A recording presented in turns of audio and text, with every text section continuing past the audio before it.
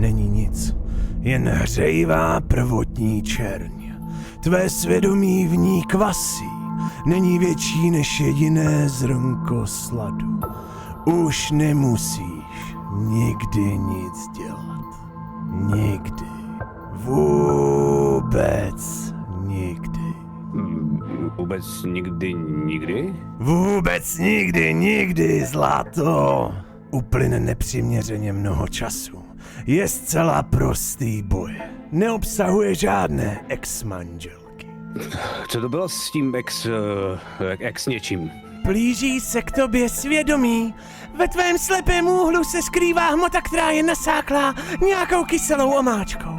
Je to napuchlá a hanebná koule masa, která tě obklopuje.